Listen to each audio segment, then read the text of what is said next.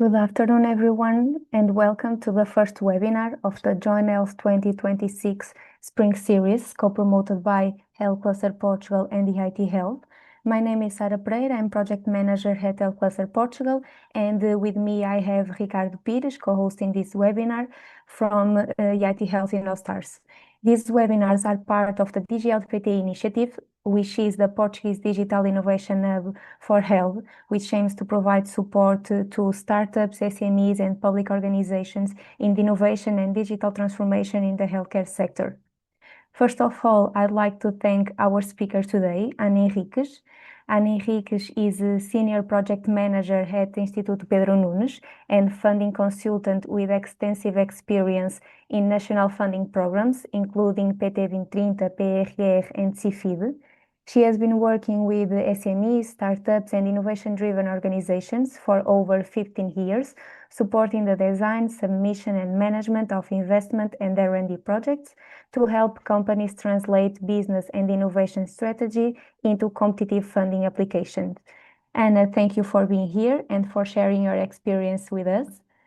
Regarding the program of the webinar, we will start with the framework and context of PT2030, where Anna will explain what PT2030 is, how it works, and the different programs and instruments available to companies. She will then present an overview of the big four support typologies of PT2030 and how they align with the different stages of the business life cycle.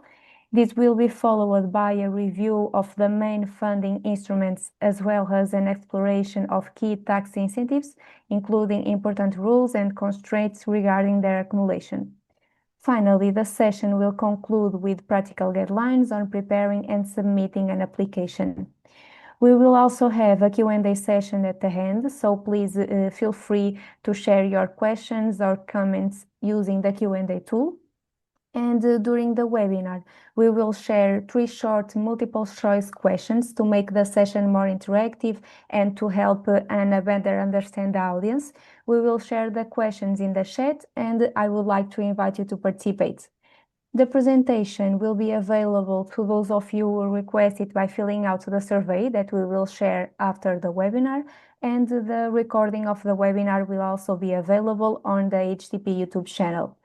Thank you all for joining us today, and now we will move on to the speaker, Ana Henriques. So Anna, once again, thank you for your participation, and the stage is yours. Thank you. Thank you, Sarah. Thank you so much for this opportunity. Let me share my presentation. Okay. I think you'll see. Yeah. Okay. So good afternoon, everyone. Thank you for joining. As Sarah said, I have been working in the field of funding instruments and management consulting for more than 15 years, with a particular focus on national public support schemes. And over the years, I've worked closely with companies at very different stages of the company itself, from early stage ventures to more established SMEs, helping them understand which funding routes make sense, how to structure investment plans, and how to prepare projects in a way that is not only eligible, but also strategic and credible. That is also the perspective I'm bringing today. It's not just about listing instruments, it's about helping you read them in a useful way. Because the truth is, this is a very broad topic with its own language, its own logic, and quite a lot of complexity. And if you are not dealing with these instruments regularly, it is very easy to get lost. So my goal today is to make this clearer, more practical, and easier to navigate. So now, in terms of the session itself, Sarah already presented the agenda, so we will follow up on that. And the questions are important so I can read the room and understand your level of familiarity, and then I'm available to answer your questions and the discussion at the end.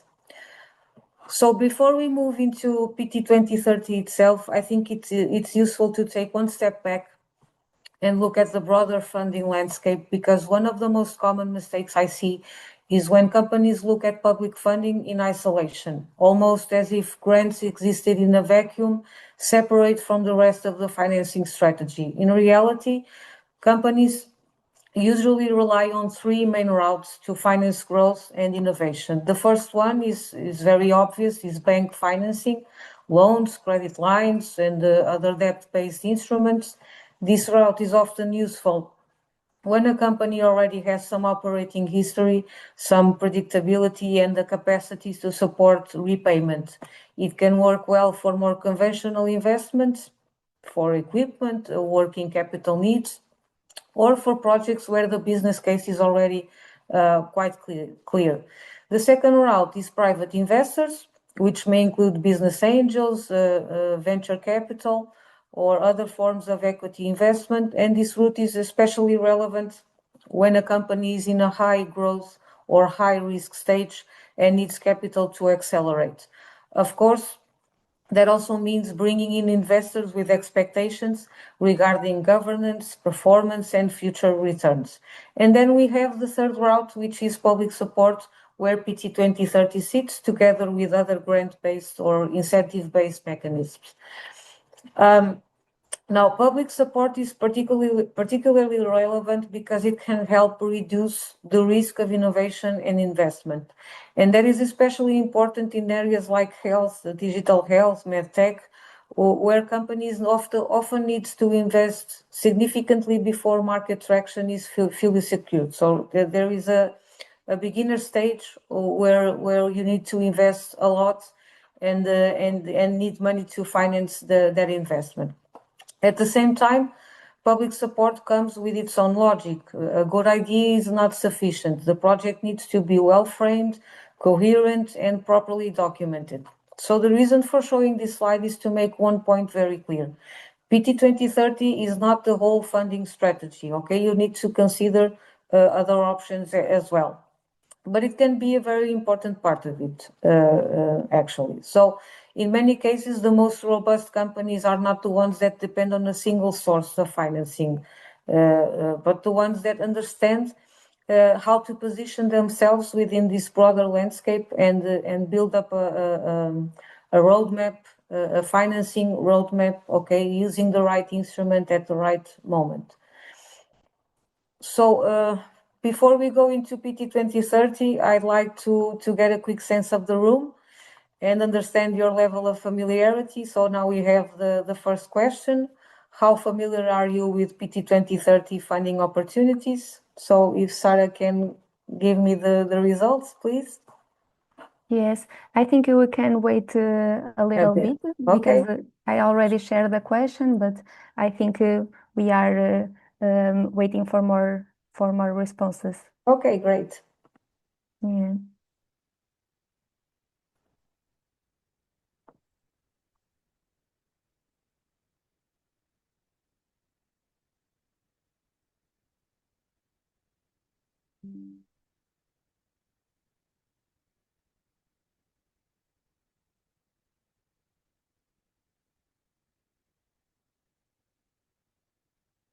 So it's very natural if the answer it's not sure where to start because it's a very complex area, as I said. Yes, so we can see that the majority of the participants are already aware of PT2030, but not sure where to start. And then in a similar percentage, we see that the participants are just exploring new opportunities, and Okay. at the same time, a similar group of participants are already actively preparing or planning an application. Okay, so we clearly have a big audience, which is actually ideal. So I'll try to keep the balance between overview and practical guidance. Okay, so let's move on. Now that we've placed PT2030 within the broader funding landscape, I think it's important to take one more step back and look at the strategic context behind it, because PT2030 is not just a collection of calls. It is part of a broader European cohesion and competitiveness policy, which means that the funding logic is tied to very concrete public policy goals. In practical terms, these programs exist to help drive economic growth, innovation, business competitiveness, exports, job creation, and also a more balanced territorial development. That is why when you read call notices, you will very often see references to impact on turnover, export capacity, qualified employment, and contribution to regional development priorities. So this is the first key point I want to make here. These are not generic subsidies. They are investment incentives with a policy rationale behind them. And that distinction matters a lot because it means that having a good idea on its own is not enough. The project must also show why it matters in economic terms, why it is relevant for competitiveness, and why it deserves public support in a way that contributes to regional or national development of Portugal. This is also why alignment is such an important word in this world. A project has to be aligned with the objectives of the call, aligned with the type of company applying, aligned with the maturity stage of the business, and also aligned with national or regional strategic priorities. Another important point is that although PT2030 contains many calls and many specific rules, the core logic is actually quite stable. And across different programming periods, the main objectives tend to remain broadly the same. Supporting innovation, research, qualification of companies, and internationalization. So the labels may evolve, some details may change, but the underlying policy direction is very consistent. So in the next slide, I will show that because despite the apparent complexity, which is very real, most of the business-facing opportunities can be organized around a small number of recurring routes. So before we go into the instruments one by one, we should understand this logic because it becomes much easier to understand why certain projects fit one route better than another. And so with that strategic logic in mind, this slide serves to simplify the landscape because effectively the PT2030 can feel overwhelming because there are many calls and many technical details. But if we step back, most of the business-facing opportunities can be grouped into what I like to call the Portugal 2030 Big Four. Okay, this is my term. It's not a term of the PT2030 funding, but because there are four main instruments in this system that most startups and SMEs will come across when looking at support for growth and innovation. The first one is business R&D. This is the route that tends to make sense when a company is developing or validating a new product, service, technology, or process, especially where there is technical uncertainty, development work, and testing to be done. So for startups, this is very relevant. The second one is productive innovation. This usually becomes relevant when the company is ready to invest in scaling, productive capacity, equipment, facilities, implementation, industrialization. The third one is SME qualification, and this route is about strengthening the company itself, its internal capabilities, management systems, digitalization, quality assurance, branding, and overall competitiveness. And the fourth is SME internationalization, and this is a route linked to the stage where you enter or want to enter your presence and strengthening your presence in external markets. One important point here is that these four routes should not be seen as competing with each other. They often correspond to different moments in a company's journey. A company may begin with R&D to develop and validate an innovation, a product, then move to productive innovation to scale it.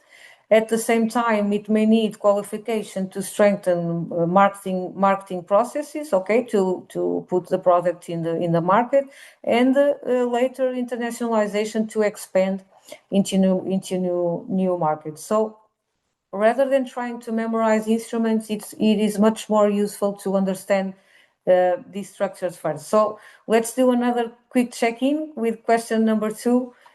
Which stage best reflects your startup or company today? So you have here developing or validating a new idea or technology, ready to invest and scale, strengthening internal capabilities, or preparing to enter international markets. So Yes, we can already analyze the responses, and okay. we can see that about half of the participants are currently developing or validating a new idea or technology. Okay. So, suggesting a strong focus on early stage innovation. Yeah. And then the second one is related to strong internal capabilities related to the team, process, or systems. And then smaller groups of participants reports they are ready to invest and scaling, and another ones are preparing to enter or expand into international markets. Okay, so the main response is developing or validating a new idea. So that suggests that the R&D route is probably the most relevant for many of you. But the other ones as well for the other participants. So as you can see, companies can be in very different stages. So that is why we have different calls for these different stages, so we can place ourselves in the best call. So okay, very good. So let's go on with the presentation and go deeper into these 4 instruments, starting with R&D, with business R&D, which is often the most natural entry point for innovation-driven companies, of course. And this type of support is typically meant for projects that aim to create or significantly improve products, services, or processes through industrial research and experimental development. In other words, this is not yet about scaling something that is already validated. It's about developing it, testing it, reducing uncertainty, and bringing it closer to something that can later be placed on the market. So the key word here is really uncertainty, okay? Technical and scientific uncertainty. If the company is still trying to solve a relevant technical challenge, prove feasibility, validate a concept, build and test a prototype, or generate knowledge needed to move the solution forward, then this route is the best route. This is why this instrument is often relevant for startups and innovation-driven SMEs. And at this stage, many companies are not yet investing in large-scale capacity or commercial rollout. They are still working on the innovation itself, on making it work, validating its performance, and generating enough technical robustness to support the next step. Another important point here is the issue of partnerships. Although there may be individual projects here and co-promotion projects, for startups in particular, co-promotion with a university or research center, laboratory, or innovation partner is often a very strong route. It helps reinforce the technical credibility of the project and gives access to scientific and experimental capacity and strengthens the overall robustness of the application. So we recommend this for all the startups who come to us.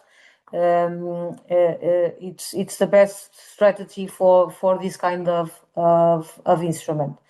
And I would stress one more thing here. A business R&D application is not just a description of a promising idea, okay? You need to demonstrate a clear technical or scientific challenge that justifies R&D activities, a structured work plan, and an expected result that goes beyond routine implementation. So this has to be, this needs to have economic potential, okay? And once the innovation is sufficiently developed and validated, the next question is how do we scale it, okay? And that is where productive innovation comes in. And this is really where the conversation shifts from development to scaling. Productive innovation is about giving the company the means to bring their innovation to market at scale. So in practical terms, this route is associated with CapEx type investment. That may include equipment, machinery, production or operational capacity, technology, software, infrastructure, and other investments that allow the company to expand its capacity and commercial readiness. Now, this distinction matters a lot because many companies say, oh, we are innovative, so productive innovation must be for us.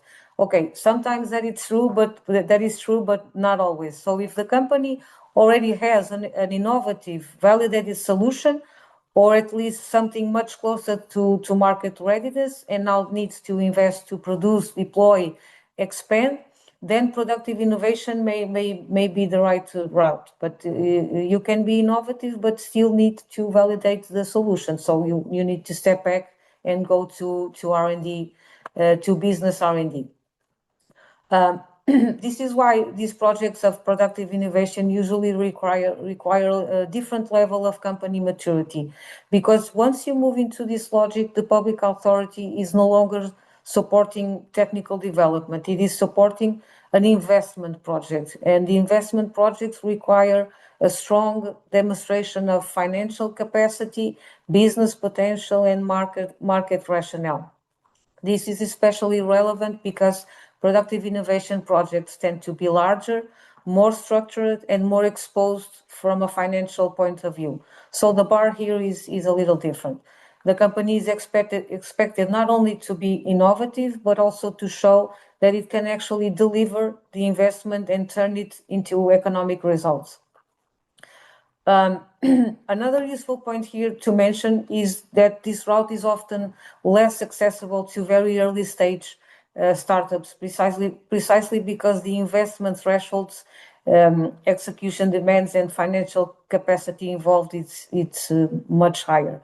So these projects typically require greater robustness, and that for smaller or for more local companies, there may sometimes be more accessible territorial instruments with similar expenses profile. Those instruments, it's what I call informally called mini productive innovation. Okay, it's similar to productive innovation, but with smaller projects. Okay, so here in productive innovation, you have a minimum investment of 300K, and these smaller instruments have a minimum investment much smaller than this. Okay, but we're not going into that because it's too much information. So next we have SME qualification, which is a very important route, although sometimes less visible or less intuitive than R&D or productive innovation. And the reason is very simple, because this route is not primarily about creating a new product or about scaling production capacity. It's about strengthening the company itself. In other words, SME qualification supports investment that improve the firm's internal capabilities, competitiveness, management maturity, and readiness to grow. And this may include areas such as digitalization of internal processes, quality assurance and certification, branding and positioning, process optimization, and other non-material or capability-related dimensions that make the company stronger and more competitive and more capable to go to the market and advertise their product or their services. And this is an important point because many companies tend to under investment. There is often a natural tendency to focus on what feels more tangible, developing a product, buying equipment, entering new markets. But in practice, many companies reach a point where the main obstacle to growth is not the product itself. It is that the organization is not yet strong enough to support the next stage. Maybe internal systems are still weak, maybe processes are too informal, maybe the company needs to improve quality frameworks, etc. And in those cases, strengthening internal capability is not secondary; it is strategic. So that is exactly where SME qualification can make a lot of sense. So this route is often very useful when the key question is how do we finance, how do we make the company more capable, more robust, and more competitive? Okay, so finally we move to SME internationalization. And this is the route that becomes very relevant when the company is ready to look beyond the domestic market and start building or strengthening its presence in external markets. And I think it is important to say that this is not just a travel and fairs instrument, okay? It is, or should be, a structured international growth instrument. And this route supports companies that are ready to enter external markets, whether through trade fairs, exhibitions, online presence, e-commerce, client prospecting, or international marketing actions. But all of that has to be a part of a coherent strategy. So the idea here is internationalization is not an activity list, it's not a list of fairs to go to, it is a market strategy. That means that the company should be able to answer some very practical questions. Which target markets are we going after? Why those markets? What is the route to market? Which actions make sense for those geographies? And that commercial logic, and how will the company actually implement that plan? That is why this route is usually more relevant for companies that are no longer in a purely exploratory or early validation phase. If the business is still trying to prove the core solution, it may still be too early. But if the company already has a clear offer, some structure, and the ambition to reach customers abroad, then this instrument may become very, very relevant. So this is not simply just about going abroad. It is about building a structured international presence. Another important point here, and for SME qualification also, these routes are also not always easy to access from very early stage companies, because the minimum investment threshold can make it demanding. And this tends to point to companies that already have some growth, some structure, and some financial capacity. Okay, so now that we've gone through the four main PT2030 routes, let's pause for one last quick question. Because once companies understand the landscape, the next challenge is usually how do we choose between instruments in practice? So let's get to question number 3. When choosing a funding instrument, what matters most to you? Funding rate, eligibility and alignment, type of cost supported, or timing of the call?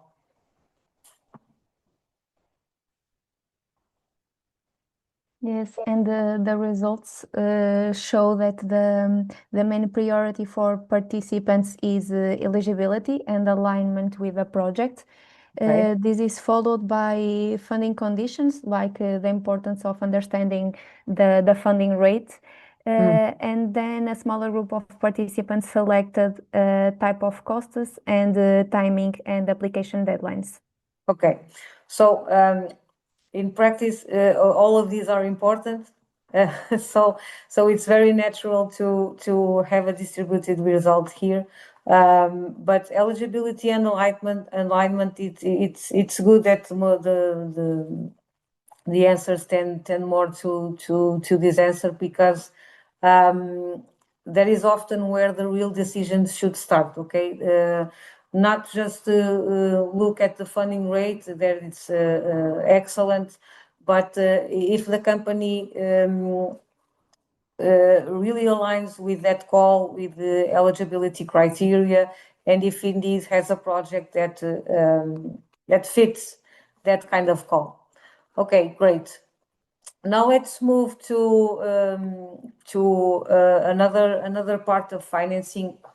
Up to this point, we've been focusing mainly on PT2030 grant routes, public support instruments that usually operate through calls, evaluation criteria, and competitive selection. Now, I'd like to move to the second layer of today's session, tax incentives. And the first thing to say here is that tax incentives follow a different logic. They are not grants in the traditional sense. They are mechanisms embedded in the tax framework, in the Portugal tax framework, and access depends on meeting the relevant legal conditions, framing the investment correctly, and maintaining robust supporting documentation. So while PT 2030 is often about applying to a specific call and competing for funding, tax incentives are more about fiscal treatment and evidence. And that difference is very important because many companies tend to place everything under the same mental label of public support, but in practice, grants and tax incentives operate differently, are assessed differently, and require different preparation. But now, having said that, tax incentives are highly relevant because they can act as a complementary layer to the broader funding strategy. And this is especially important for innovation-driven companies. So the key message here is not that companies must choose between PT 2030 or tax incentives as if they were mutually exclusive routes. Quite the opposite. In many cases, these instruments can be cumulative and complementary, provided the applicable rules are respected and the company maintains clear traceability and documentation. At a very high level, I'm just going to speak about two of them because there are many. The main two are going to be seen here. And at a very high level, CFID is the most relevant for startup companies which carry out R&D activities because it is designed to support companies that invest in research and development activities by allowing part of that effort to be reflected through the tax system. So as you saw, the PT 2030 grants don't support 100% of the expenses, okay? In R&D, business R&D, you have a maximum rate of 80%, which usually doesn't get that far. Usually it's about 70%, 75%. So the rest of the expenses that are not covered from PT 2030 can be submitted to the CFID, okay? And then you have a fiscal benefit from that. So it's because that is why I speak about complementarity. So one can complement one another. The key issue here is whether the company's activities and expenditures can be properly framed as eligible R&D under the applicable rules, because it's not mandatory that you have an application on business R&D through PT 2030. The company may carry out R&D activities without submitting a project to a grant and still apply to CFID because it is effectively carrying out R&D activities and can benefit from the fiscal benefit. So, and it is important because many companies say, oh, we are innovative, so CFID must apply to us. Okay, but innovation in a general business sense is not automatically the same as R&D in the technical or fiscal sense. And this is very important to pay attention. R&D activities must involve technical uncertainty, experimentation, development effort, testing, knowledge generation, and a structured attempt to solve problems or advance a technological solution. So basic engineering is not R&D, okay? So in practical terms, CFID tends to be especially relevant when the company is developing new solutions. For startups, it is very, very relevant. Also, CFID is as much about documentation as it is about innovation. In other words, companies need to be able to support the claim with a clear description of the activities, internal or project documentation, financial records, and a sufficiently robust basis to show that the activity is not merely routine operation or commercial. So when I talk about CFID, I always try to stress that this is something that should be thought about in parallel with the company's R&D management and documentation practices. So this is very important for companies with strong and recurring R&D activity. There is value in building a more structured approach to this over time, rather than treating it as an occasional or purely reactive exercise. Moving on to REFI. REFI is the second tax incentive I want to highlight today. And this incentive is more closely associated with the investment effort, CapEx investment. So the logic changes a little bit here. The focus is on whether the company is making the kind of investment that may be framed within this type of incentive. So when we move to productive innovation, for instance, when we invest in equipment, in machinery, REFI is very relevant because it also gives you a fiscal benefit every year, and this is not acquired by a grant. This is treated by your accountant or fiscal consultants. Okay, so in very simple terms, if CFID often sits closer to the innovation and development phase, REFI sits closer to the investment and expansion phase. This is a very useful distinction for companies to understand, because in practice, many innovation-driven businesses move through both realities over time. Not startups, but some SMEs that already have some products and service. Or you can start only with CFID and later on move on to REFI. So again, this is not about choosing one label in the abstract. It's about understanding what type of effort the company is actually making at that time and what kind of fiscal benefits they can benefit from. Okay, so after looking at the main PT2030 routes and the complementary tax incentives, the next question is usually a very simple one. When are the opportunities likely to happen, and when should companies actually start preparing? And that is exactly why this calendar matters. There is an official PT2030 calendar, a provisional calendar, okay? And in practice, many companies look at funding opportunities only when a call is already open, or worse, when the deadline is very close, and that is usually where problems begin. A strong application is very rarely built in a rush. Okay, it takes time. It usually requires time to define the project logic, structure the investment, prepare the supporting rationale, organize the documentation, and align the different parts of the application. So this is complex. It takes time. Okay, so this slide is not just about dates. It is really about planning and discipline.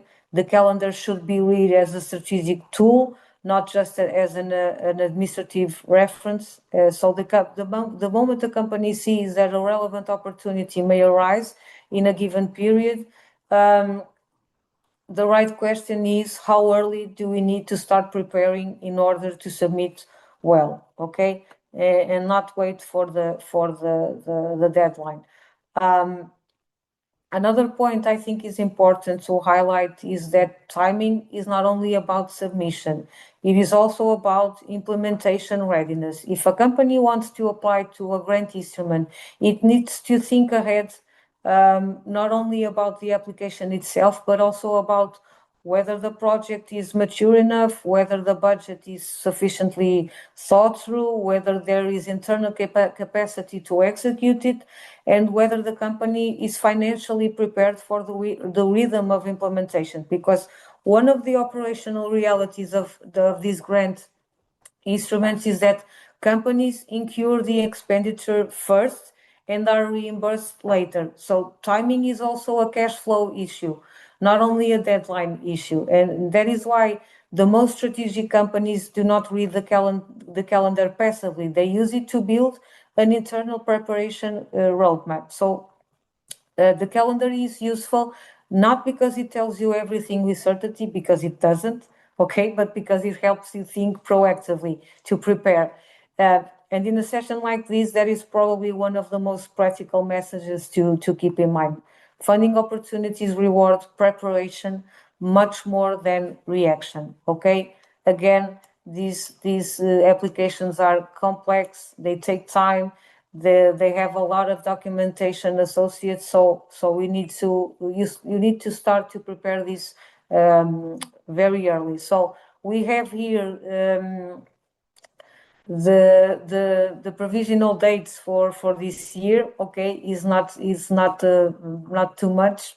It seems very little, but because we are in the time of this community board, PT2030, it's in the middle, more or less.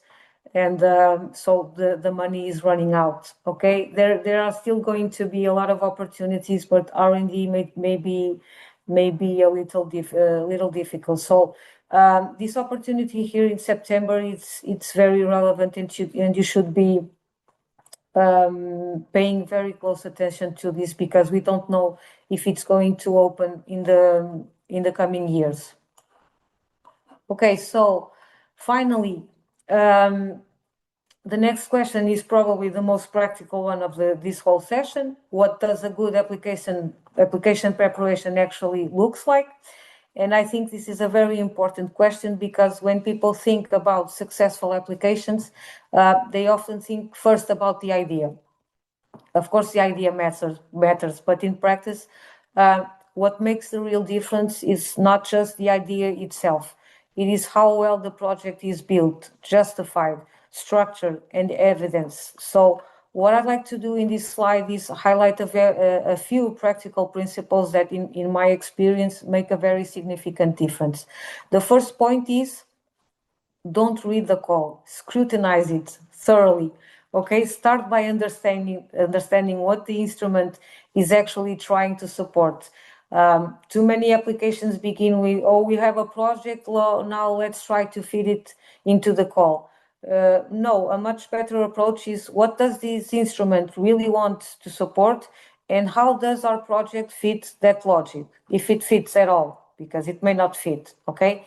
That means looking carefully at the objective of the call, the type of operator supported, eligible beneficiaries, eligible costs, evaluation logic, and what kinds of outcomes are being prioritized. Because if that fit is weak from the start, no amount of writing will fully solve the problem later.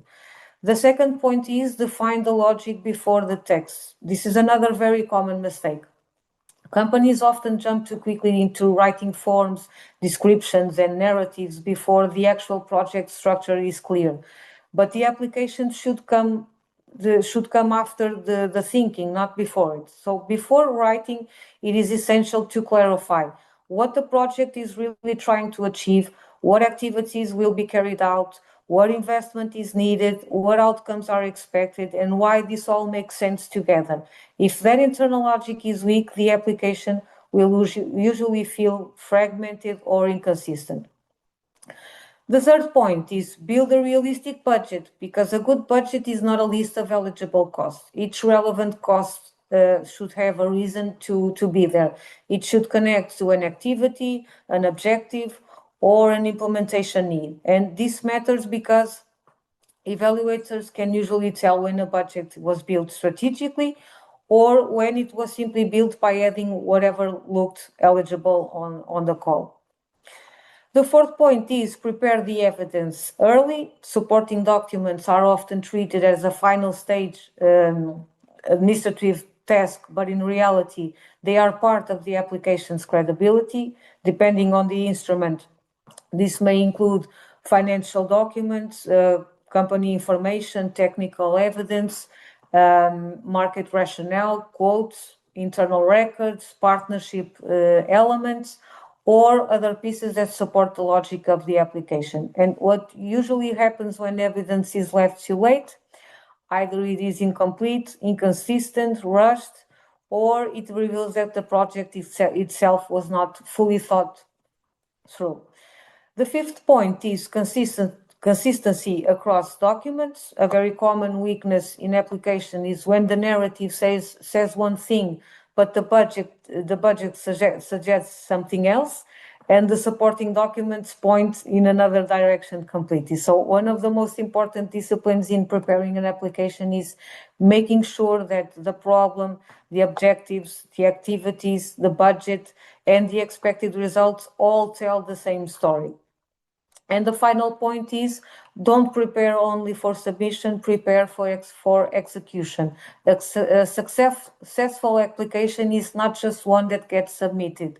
It is one that the company is actually able to implement. That means thinking not only about the deadline, but also about project governance, internal responsibilities, procurement or acquisition timing, reporting discipline, and very important financial capacity to support implementation. Okay, I know many companies that submitted an application and then when it came approved, they realized that didn't have the money to carry out the investment. As I said, in these grants, you need to invest first, you need to put the money first, and then only after that you are getting reimbursed. Okay, that is very important to take in mind. So submission is not the end of the first stage. If the project is approved, the real work starts afterwards. To close, I'd like to leave you with a practical final note where to go next if you want to keep exploring these opportunities. The first place is the Portugal 2030 portal. This is the main reference point for checking open calls, understanding the overall logic, and consulting the annual calls plan, that calendar I talked about, which is especially useful for forward planning. Then the Compet 2030 website is the specific portal for business-oriented calls. For companies with a strong innovation or R&D component, the ANI website is another important reference, particularly for topics related to innovation support and CFID, which is managed through ANI. And finally, the YAPME website is also a useful point of reference for broader information on incentives and tax incentives, financing and business support instruments. Now, beyond the official sources, I'd also like to briefly explain how IPN can support companies in this process. At Instituto Pedro Nunes, we support companies in navigating these instruments in a more structured and strategic way. That support may start very early by helping to identify the most suitable route, access project fits, understand whether the idea or investment plan is aligned with the logic of the instrument, and then it can move to the actual preparation phase, helping structure the project, the investment logic, the application narrative, and the supporting documentation.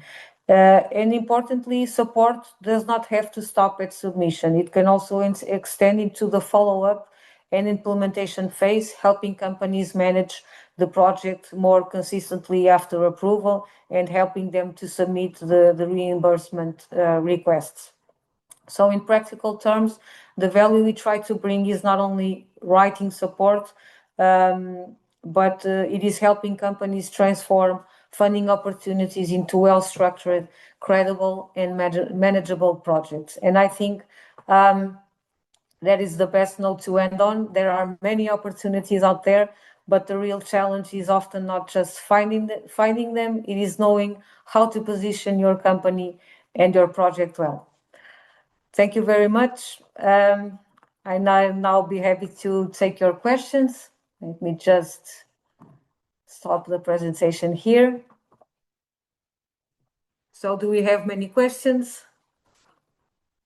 Let me just jump into this. Thank you very much, Anna, for this very clear presentation. A lot of important issues, I think, for the audience that we have today. It's really very, very to the point, I would say. So we have a few questions over here, and I'll be just running through them and eventually asking more general things that we also prepared to help here a little bit the discussion. And one of the questions is a little bit aligned with what you mentioned about the fact that the PT2030 is on this macro context of we need to know what is it's an incentive, right, for funding things that will contribute or have an impact on the economy of local, regional, and the national, and so on.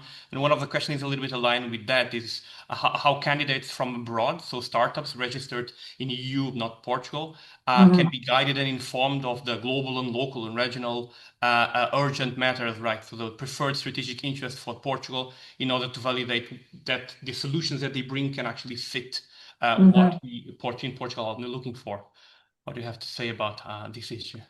Okay, so for that you need to consult the national and regional strategies. They are called RIS3. And there are strategies for North, Center, Alentejo, Algarve. So the different regions have different priorities, and it's very useful to look at those priorities of investment and lines of research also to see if the product or the service may fit to that specific region. Also, there is a national strategy, which is also very, very relevant. And of course, you need to make sure to understand, to know what the region is developing, what kind of sectors are most important on that region. For instance, the health sector is very important to the center of Portugal, right? To Coimbra. We have a lot of investment on the health sector here. IPN is also very aligned with that, with our laboratory of automatic systems for medical devices. So I think the region of Coimbra, the center specifically, it's very appropriate for the health sector. And also another region. So this is a very broad term, but that is why we are here to help also to explain how to explore these opportunities. But you can start there. Mm-hmm. And maybe on this line, because we are talking about foreign companies probably incorporated abroad and not in Portugal that want to come here. So all this, the PT2030 and the incentives, I mean, I would imagine the fiscal regime will just be applied for incorporated companies in Portugal. How do you picture this? Yes, you need to apply to PT2030 or fiscal benefits. You need to have a company registered in Portugal. That it's mandatory. Yes. Okay, but for the 2030, if you come in the consortium company or a SME that comes in a consortium with a Portuguese entity, that's probably a lead partner, that's still okay as a consortium. No. Really. In R&D projects where you have these consortium projects, the co-promoters and the leader must all be registered in Portugal. You can have partnerships with companies in other countries, but those partnerships will not get funding. Okay, so every participant of the consortium to receive funding, they need to be registered in Portugal. Okay.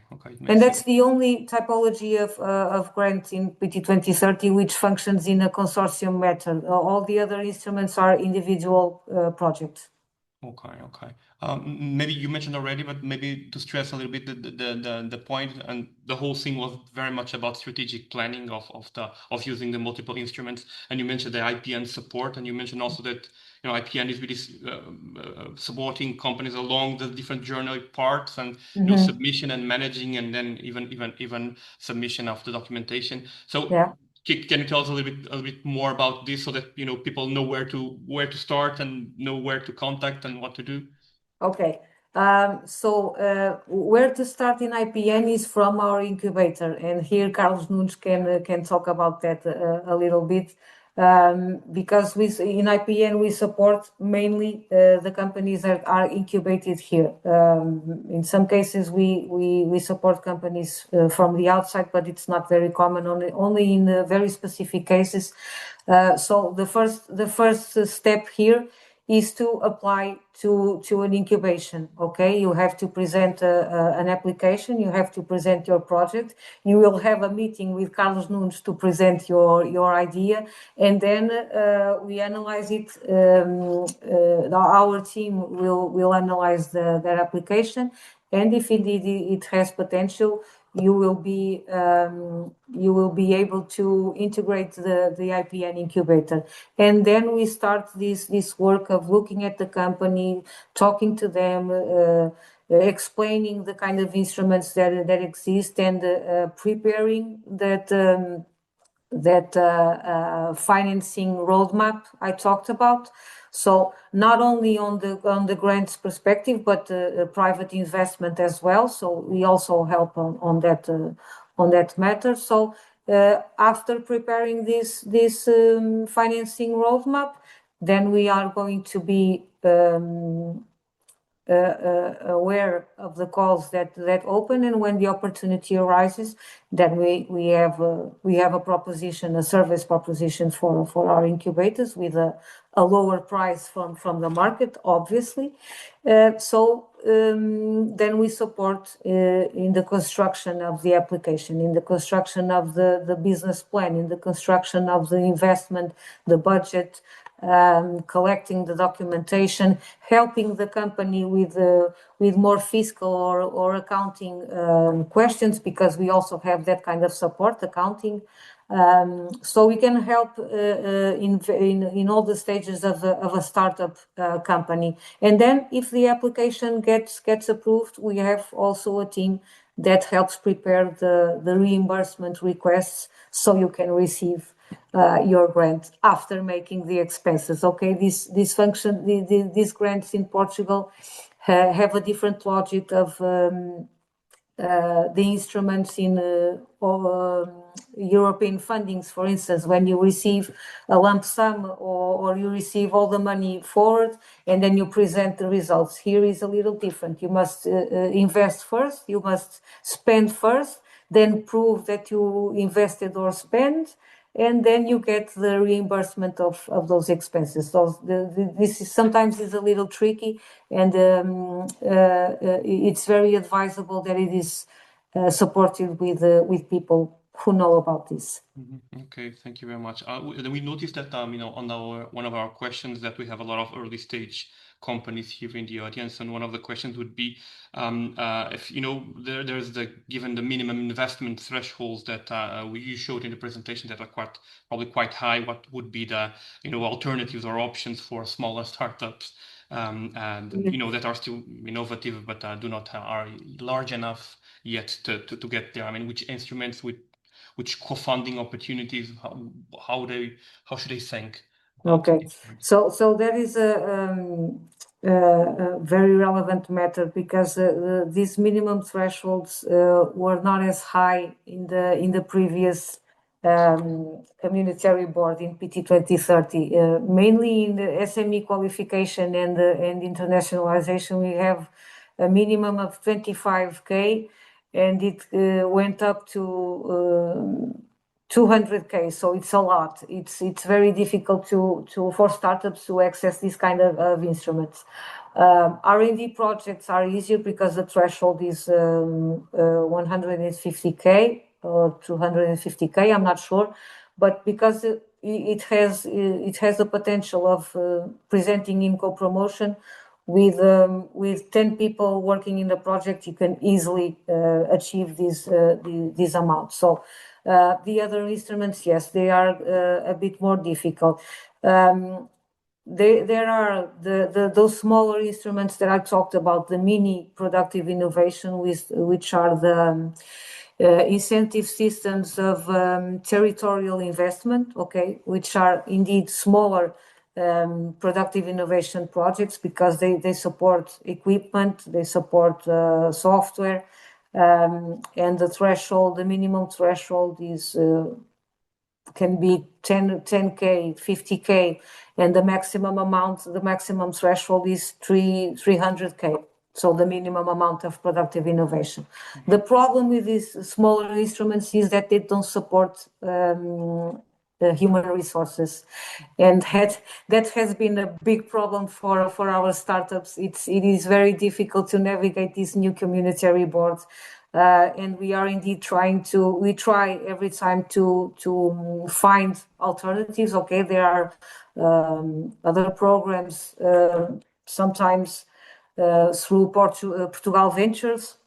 So not through public funding, but we have to be on the lookout for other opportunities outside those public support. So it's not good news, but it is what it is. So, but we are here for that, for helping companies to find alternatives. Sometimes the only alternative that we can find is effectively private investment. So.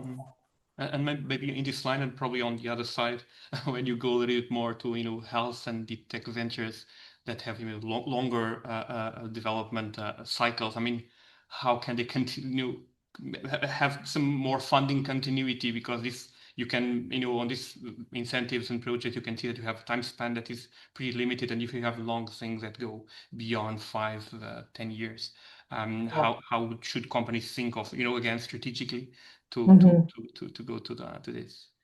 So that is why the financing roadmap is so important, because as you have seen, the opportunities in PT2030 are not, there are many calls, but in practical terms, the companies don't find many opportunities because the call doesn't fit.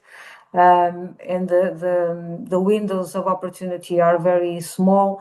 So then you have a maximum execution of 2 years or 3 years.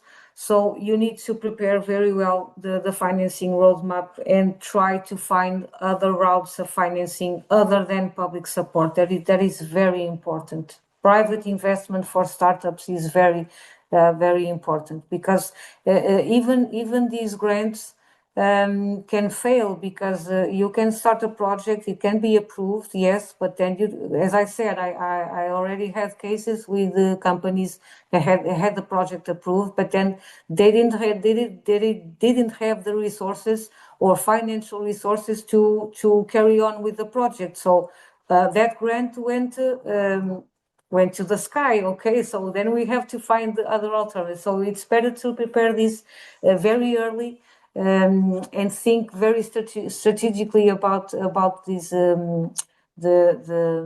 the funding scheme, and see where we can go and what kind of funding we can secure, which is more secure, and diversify the funding opportunities.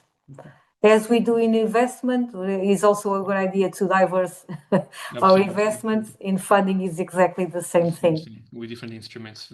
Thank you very much, Anna. I don't think we can stretch much more, Sarah. I think I'll give the word back to you. Thank you very much, Anna, for this. I think you're welcome. If you have other questions, they can come then later on. Thank you. Thank you. Yes, thank you, Ricardo. Thank you all for your participation and for your questions. And of course, thank you, Anna, for your very insightful and informative session. To finalize the session, I would like to invite you to stay connected with our Digital Innovation Hub and register for the upcoming webinars. The next session will take place next week on the 21st of April, and will focus on protection of industrial property in the digital health area. And the final webinar will be held on the 28th of April and will address medical device preclinical development strategy. For more details, you could visit our website to explore the full program and the speakers. The registration for the webinar is free but mandatory, and you can do so by scanning the QR code that we are sharing now. Before closing the webinar, I would like to take this opportunity to introduce Health Business Portugal, an initiative of Health Cluster Portugal, whose mission is to support and facilitate knowledge valorization and the development of innovative solutions in the healthcare sector. And to achieve this goal, a digital platform is scheduled to be launched in June this year, centralizing key information on the Portuguese health innovation ecosystems. And in particular, the platform will include a mapping of indicators and metrics for more than 1,000 entities, a catalog of over 300 services to support the digital health innovation ecosystems, ranging from technological development to prototyping and certification, and also a part related to training and capacity building resources covering different stages of the innovation journey. Through these initiatives, Health Business Portugal aims to act as a facilitator of the digital health ecosystems, promote open innovation and strategic partnerships to reinforce the Portuguese value chain for the health sector. If you want to make part of this network and receive updates on Health Business Portugal, you can scan the QR code that we are sharing now. And if you have, of course, any question or would like to receive more information on this platform, feel free to contact HCP. So thank you once again for your participation today, and hope to see you next week. Thank you.